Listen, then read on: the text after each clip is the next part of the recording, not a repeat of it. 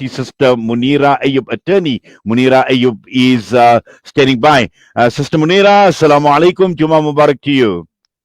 Wa alaikum assalam and Juma Mubarak to you and the listeners as well. Well, we must say welcome back and wonderful that you got back safe and sound, Alhamdulillah. But I'm sure a highly inspirational journey, very informative, very educational, and just take us through some of the highlights of your trip to Masjid Al-Aqsa, Sister Munira. Alhamdulillah, for me personally, this was the most memorable, educational, and exhilarating experience of our lives. At the beginning of this trip, my husband Ibrahim and I were a bit skeptical about what to expect. But when we entered the Damascus gate into the old city and then into the compound of Aqsa, it was just an indescribable feeling. We were transported into another world. It's something that I won't be able to explain. I mean, nobody will be able to explain until they go to Masjid al-Aqsa themselves. Yes, Sister Munira. In fact, you're talking of transported into another world. And what you are saying is so important because, as you mentioned, there were obviously, say, there was skepticism on your part, but there were expectations. To an extent, you were prepared, or we tried to prepare the tour party with the information that we had provided. But when you are there, this is when reality actually hits. And you can read up as much as you want to. You can watch as many YouTube videos or whatever material you want to watch. But when you are there, you are in a different space altogether. Correct. When you enter there's a smell of bukhur when you enter. There's no American franchises. Like when we go for any journey, the first place we land, we think the safest thing is to have a McDonald's chips and Coke or something like that. There's no American franchises in the old city, or that's for in Jerusalem itself. It's really clean spiritually, physically, everything. You're walking into the streets, the hospitality of the people. I mean, when we walked in, Brother Ayub's friend, the man selling juice, he offered our entire group a cup of juice. He refused to let us go to Masjid Al-Aqsa until we all have a cup of juice from his shop. I mean, that's his business. He sells juice, but he wanted every person from South Africa to have a free cup of juice from his business. Um, Boys were screaming in the passageways in the old city, Sallu ala al-Habib. And they're doing this while they're selling their pizzas and their donuts, and they want us to respond with Durood Sharif. It's such an amazing feeling. Your heart, it just makes your heart so warm. It makes you feel so good to be in such a blessed land. Alhamdulillah.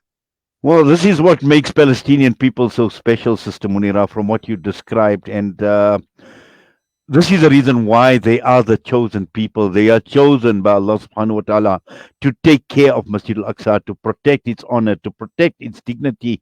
And despite all the sacrifices, despite all the hardships they've had to endure, yet when you see their warmth, when you see their generosity, when you see their hospitality, this is the reason why they are so special in the eyes of Allah subhanahu wa ta'ala. And this is the reason why we, as the Muslim world, right across, spread across the entire world, need to appreciate the Palestinians for who they really are. Correct.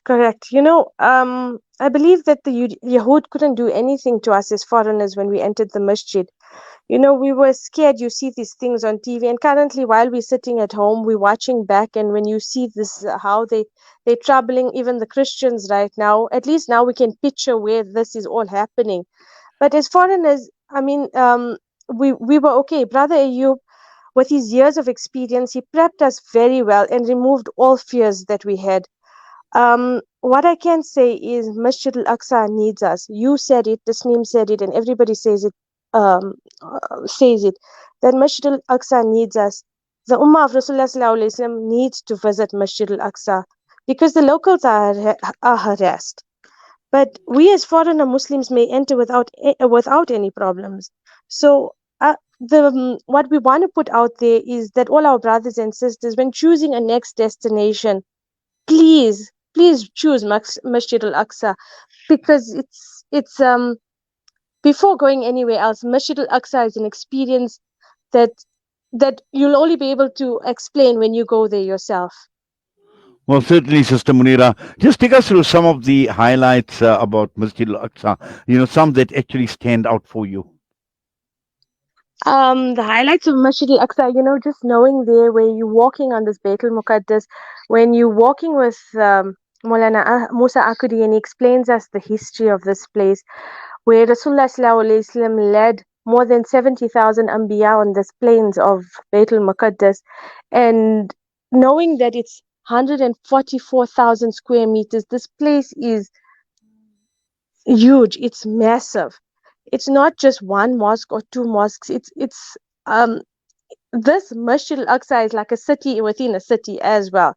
We went to the place where Maryam alayhi salam, her chambers, where she was there, where she made dua to Allah subhanahu wa ta'ala, where Hazrat Zakaria alayhi salam came to her and he asked her, where you getting this fruit from? And because it's out of season, and she says it comes from Allah subhanahu wa ta'ala. And that's where Zakaria alayhi salam said, okay, if this can happen for her, he made dua for progeny and for children, and his duas were accepted. We saw the dome of the rock was amazing, where I mean, you see this on pictures, but when you see it in real life, it's something else. It's massive. It's on top of a mountain.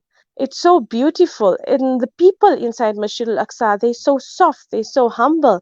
We went to go and see the Burak Masjid, where Nabi Sallallahu Alaihi Wasallam tied the Burak when he was ascended, before he ascended to for Mi'raj. It was the we went to go and see where Sulaiman alayhi salam with Maulana Musa Akudi. We went to go and see where Sulaiman alayhi salam was standing on his staff while he had already passed on. And these are stories we hear of when we are children. We learn it in madrasa, but to actually walk on this plains and to see this place, it's an amazing experience. I mean, it's history, living history. Well, certainly is, and I'm sure, Sister Munira, you can talk a lot more on this experience. In fact, we can spend the better part of an hour, inshallah, if we're going to go through each and every detail. And I'm sure many, many memories are actually flashing by with this momentous journey, this wonderful journey that you had undertaken. Allah subhanahu wa ta'ala accept, and inshallah, Allah ta'ala take you again and again, Amen. inshallah. And it's just wonderful that Amen. you're able to come on this morning and share all the feedback with us, and also share these wonderful memories with our listeners and viewers this morning right here on Salam Media.